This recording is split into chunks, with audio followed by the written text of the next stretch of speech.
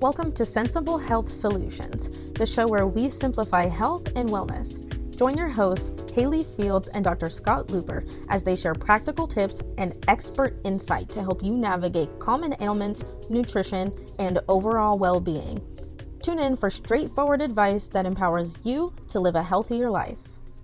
Hello, Dr. Luper. How are you? Hello, Haley. Doing great. Good. Well, going into a new month, we have a new focus. Last month, we covered autoimmune diseases. This month, I think something pretty important that affects quite a lot of people in the country is diabetes. What do you think? Yeah, it's a real problem. There's too much diabetes in the world. More and more people have diabetes. We have the highest rates of diabetes that we've ever had in history. Why? Why right has now. it gotten to the point of everybody being so greatly impacted? Well, it's because of the way we live.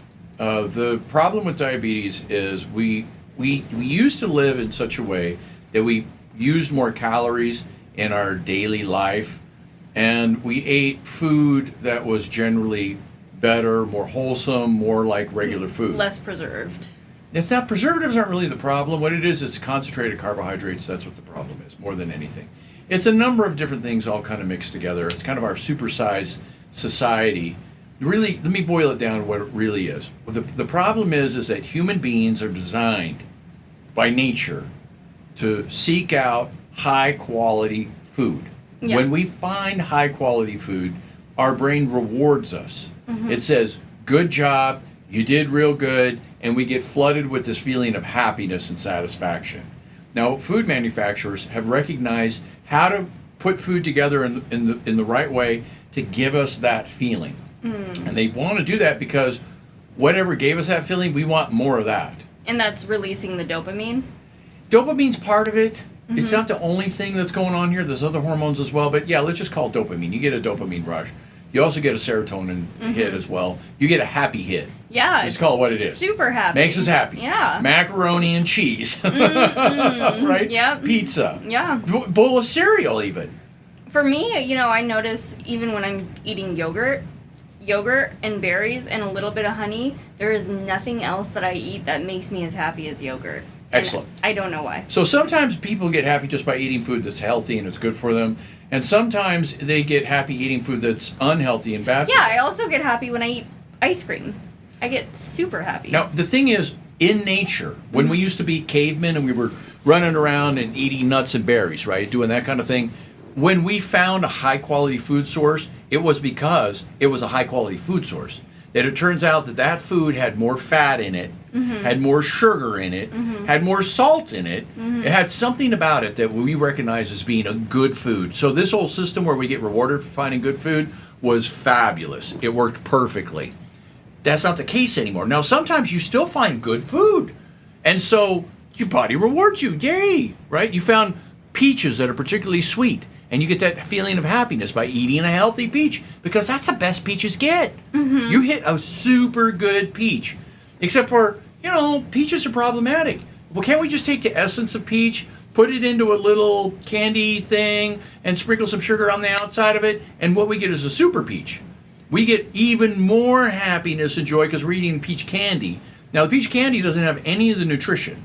But Sure. it has all the flavor All the sugar. and sugar and all the things that our brain has learned to recognize as a high-quality food source. So we get happy eating this particular piece of And candy. does your body take longer to metabolize the nutrients of the whole peach rather than just metabolize the sugar of the peach candy? Yeah, because the So peach it's comes instant gratification. with all kinds of stuff in it. It comes with fibers in it. It comes with minerals in it. It comes with vitamins in it. It comes with bacteria from the skin. It comes with this fuzz. It comes with a bunch of stuff. There's all kinds of things. Some are good, some are not. And so it's a kind of a mixed bag, whereas you little peach candy, and that's yum. Yeah, absolutely. If I was to offer the beautiful peach and the peach candy to my 9-year-old, he would go for the candy every time. Every Because he's single not time. stupid. He knows that's where the good stuff is. His instincts. It's not that he's a fool. He's a natural human being. He naturally will go for the good stuff because the manufacturers learn how to concentrate it and send his body the right signals that indicate this candy is a superior food. Right, Now, because it's a quicker release of that hit. Here's the rub. The rub is it's not. It's an inferior source of food. It's an inferior source of nutrition. So you eat the candy. This candy analogy is going to get thin here pretty quick. Let's go back to macaroni and cheese. Sure. Because macaroni and cheese has got carbohydrates, it's got protein, it's got fat, it's got all this fabulous stuff, so it's even better than the candy, right? Mm-hmm. You get more happy and more reward from eating macaroni and cheese, for example. There's other foods we could say, but that gives a good solid example of it. And so you eat it and you get very happy. It's very satisfying. You feel, oh, this is great.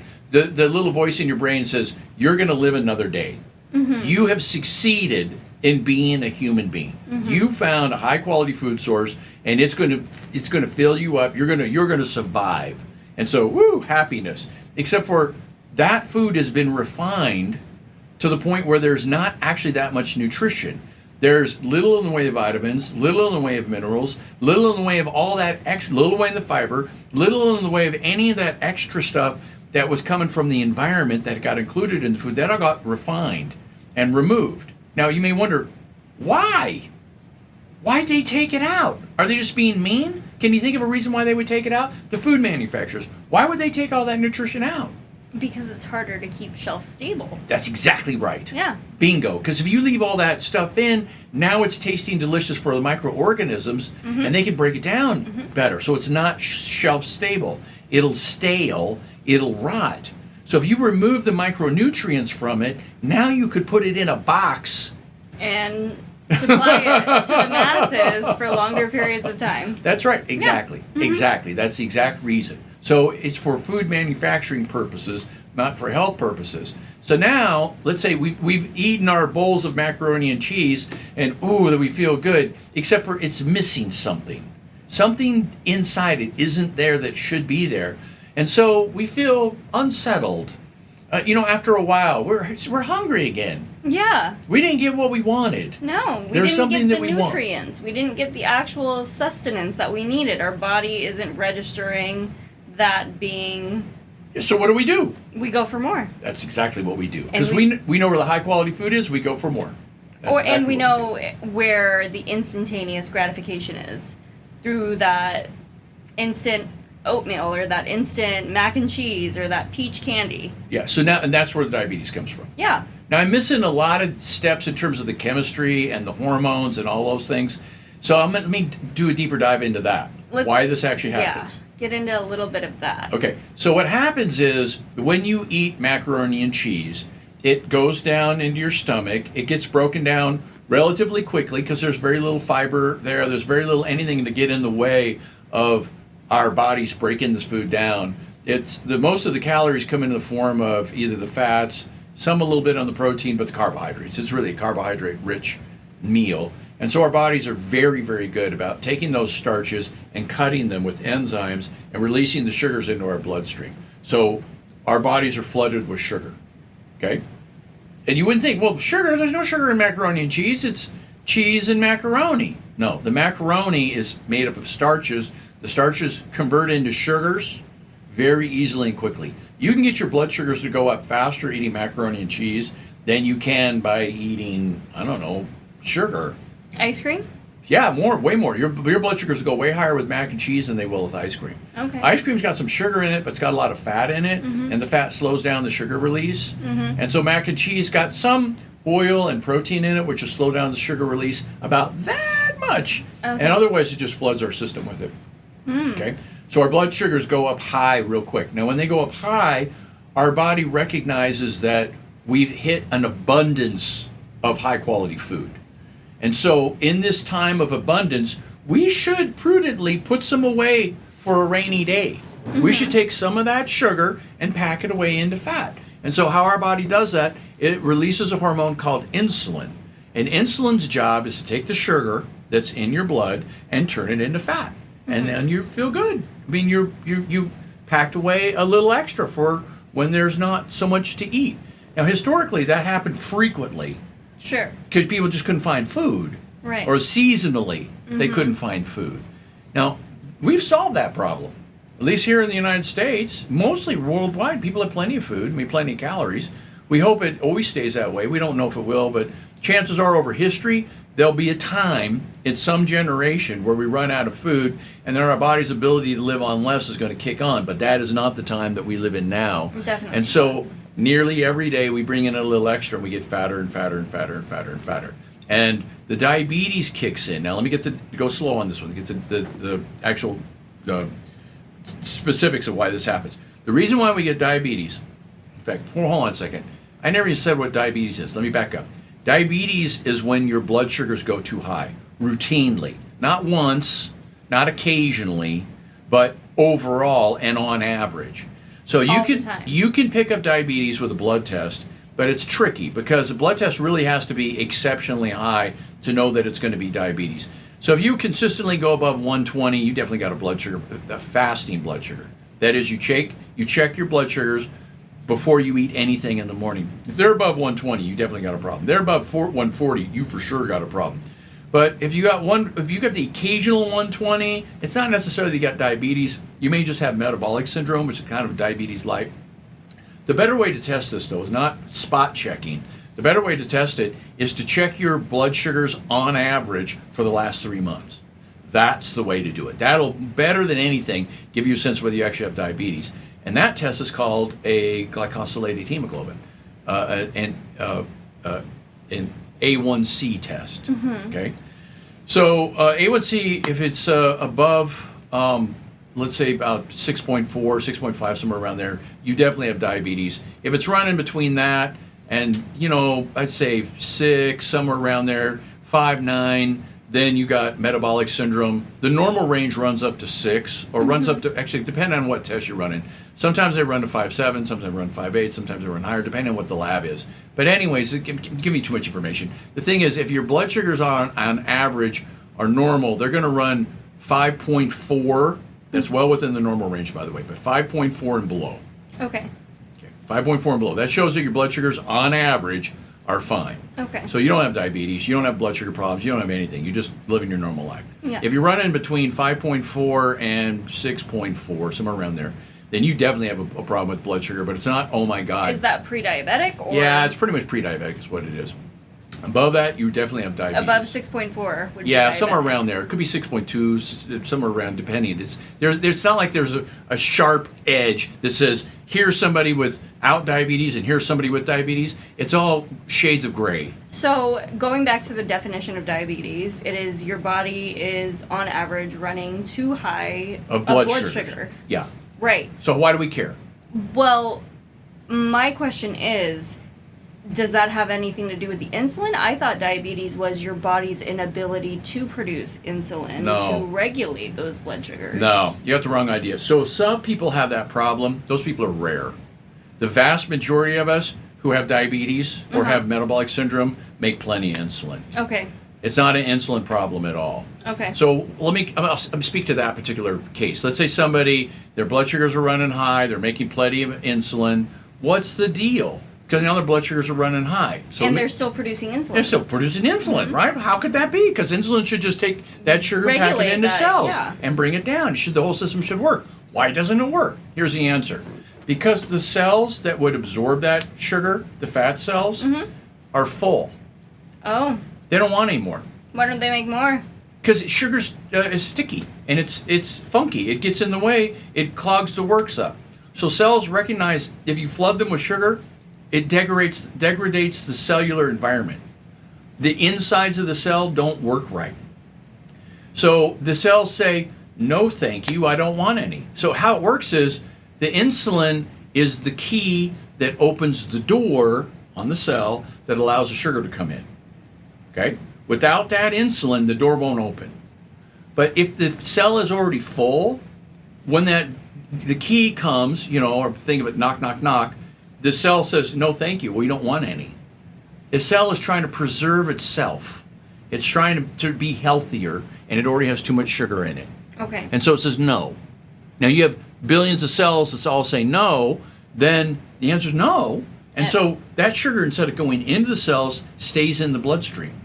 Now the body as a whole recognizes that blood sugars in the bloodstream are a problem. What they'll do is they'll stick to other stuff, and they'll wreck it. Sticky stuff is not good for our cells to work. it gums up the works. Our cells can't do their jobs right.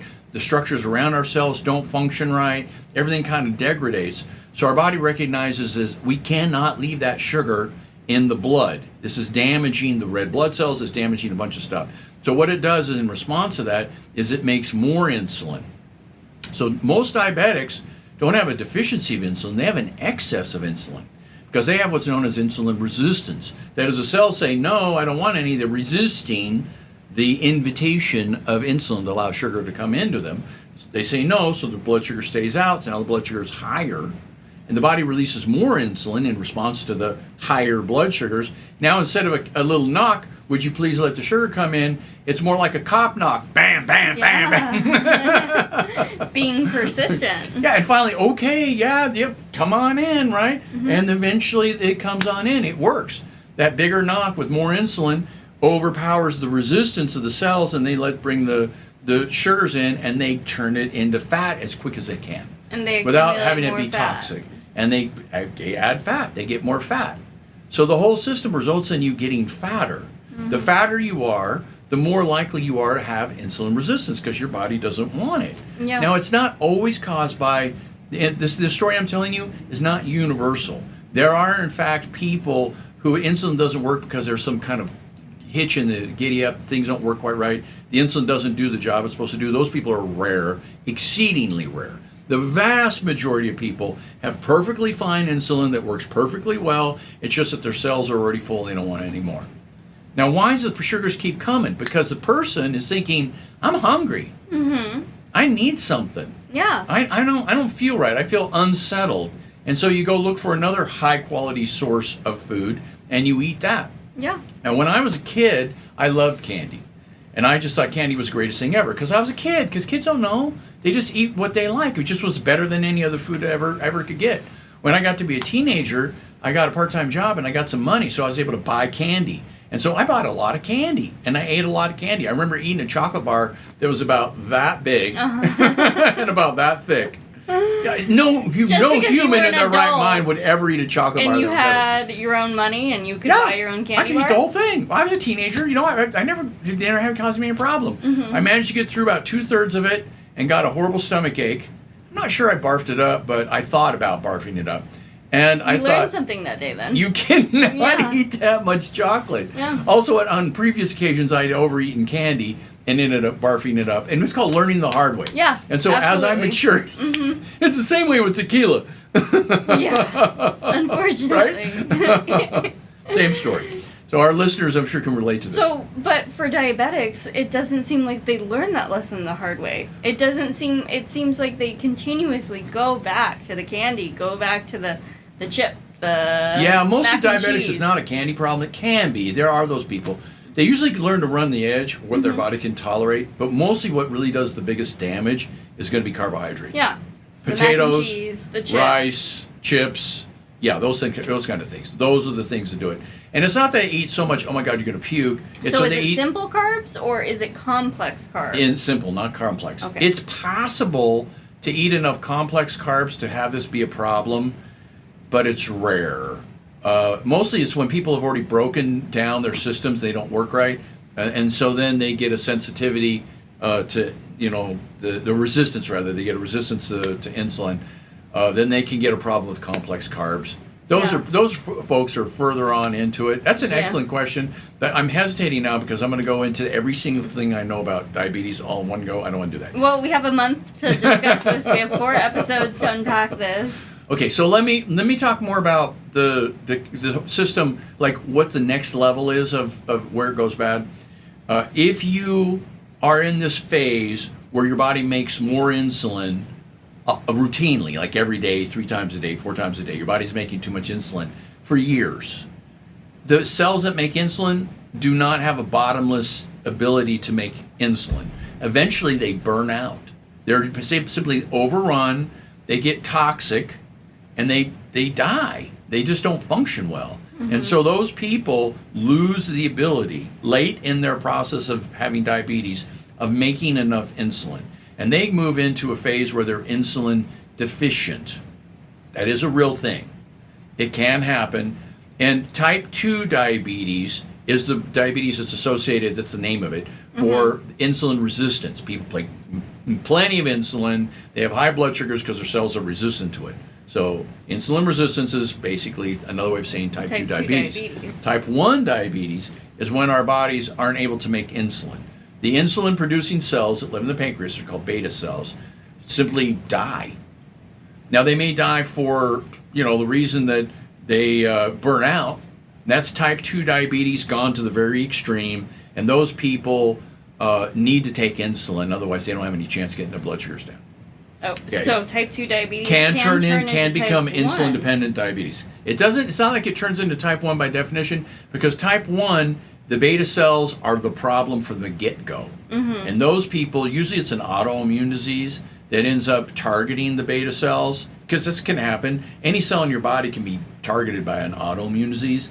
And if the cells that are targeted are the beta cells, the name of that autoimmune disease is called type 1 diabetes. Okay. That's the name of it. It's much rarer than type 2 diabetes.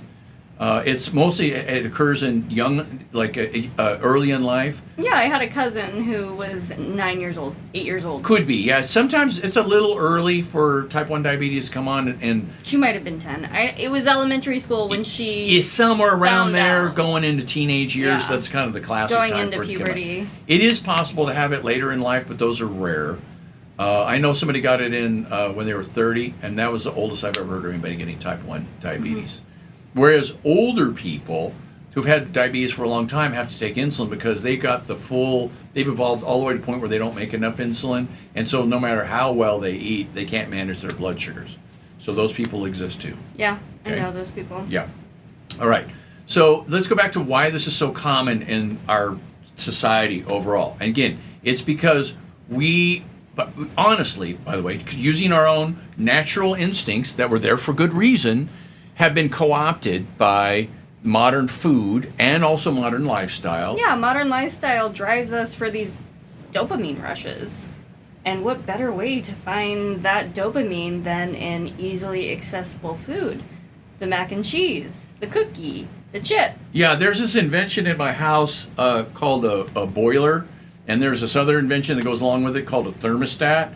And so if it's cold in my house, I walk over to the wall and I take the thermostat down and I turn it up, and it makes the house warmer. Yeah. Yeah, in the old days, I would have gone outside, put on a coat.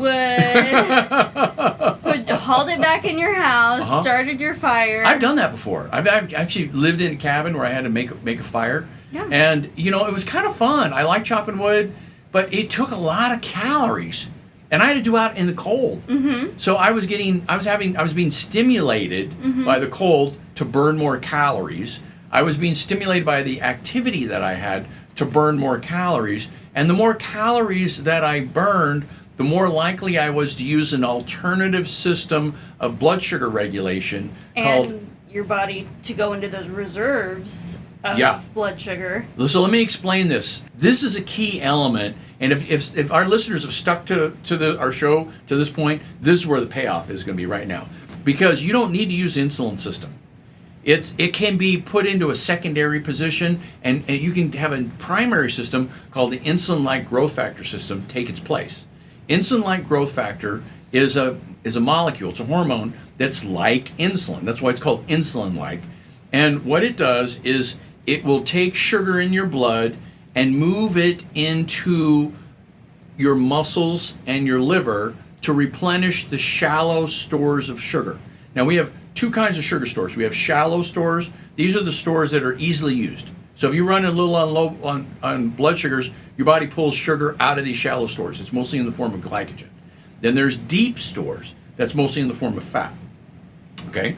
So if you want to let's say you eat macaroni and cheese, for example, and you just want to burn it. We don't want to store any. We just want to burn it. We don't burn it for calories, burn it for fuel. We're just going to burn it up, and we're not going to store any of it. How do we do that? Wouldn't that be great? Burn fat while you sleep. How do we do that? The answer is all we need to do is deplete the shallow stores of sugar in our body, the glycogen stores, the muscle and liver stores. And then when we eat something, our body senses the shallow stores are low. So instead of saving the sugar and turning it into fat, no, we don't want to do that. We want to burn it now. Yeah. And so your body will put that sugar into the shallow stores and burn it right away. So how do you deplete the shallow stores? Do you fast? Fasting can do it. Exercise can do it. Going out and chopping half a cord of wood at 20 below, yeah, that'll do it. That'll do it. So our old-fashioned lifestyle did it routinely. We were normally doing the system. Our system would run more on the insulin-like growth factor and less on the insulin. Okay?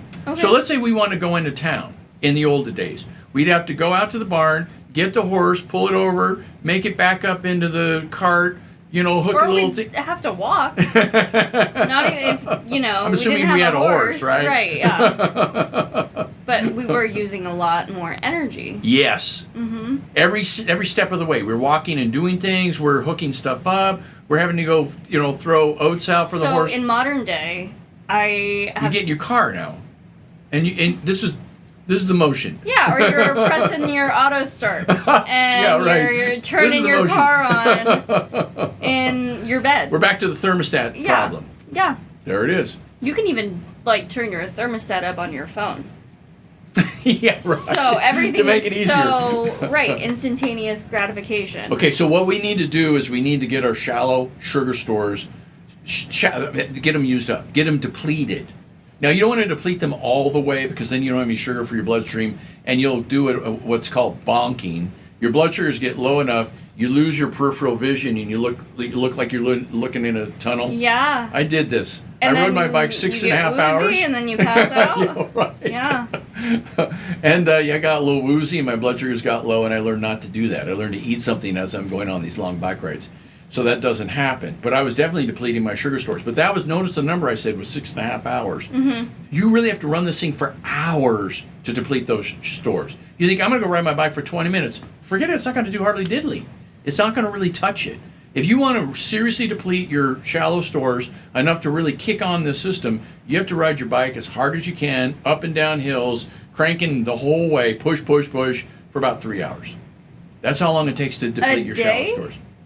A day. Yes. To get it done. To get it done. Yeah, that's a lot of bike riding. Yeah. More than anybody I know wants to do it unless you're training to race. Right. So, is there an easier way to do this? Can we just walk? Yeah, because you have to walk for 6 hours. Okay. Because walking so efficiently. Is there an easier way to do it still?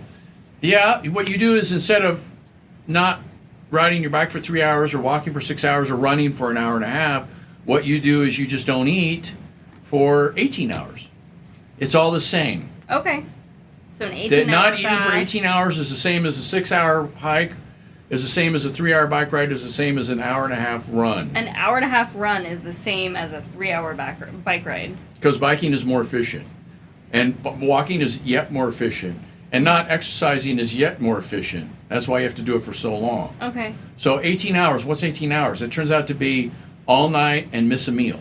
Okay. So if you miss a meal, then you can get your blood sugars low enough where this insulin-like growth factor will kick on, and now we've just reinvented intermittent fasting as a way of losing weight and getting your chemistry to get taken care of. Interesting, isn't it? And avoiding diabetes. Yeah, and avoiding diabetes. Really, this will get to the heart of diabetes and get the numbers to turn.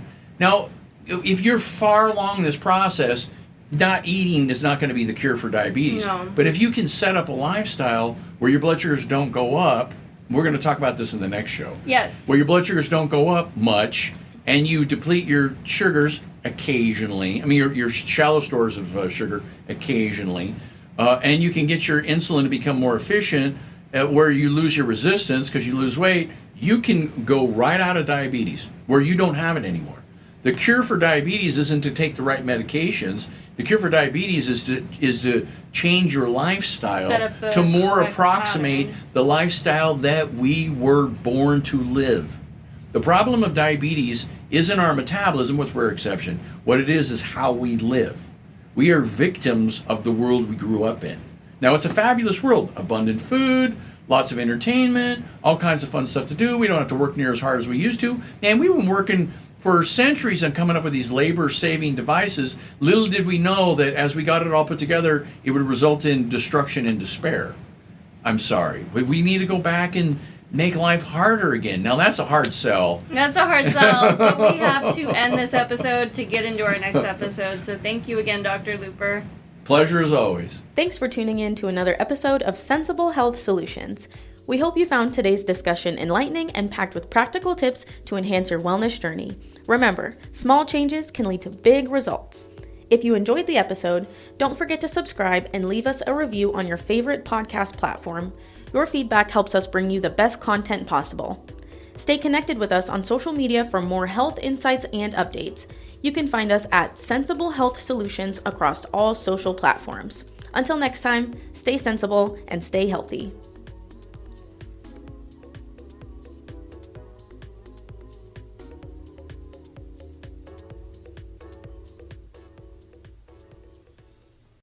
This content is for informational purposes only and is not a substitute for professional medical advice, diagnosis, or treatment. Seek medical advice from a healthcare professional for any medical conditions.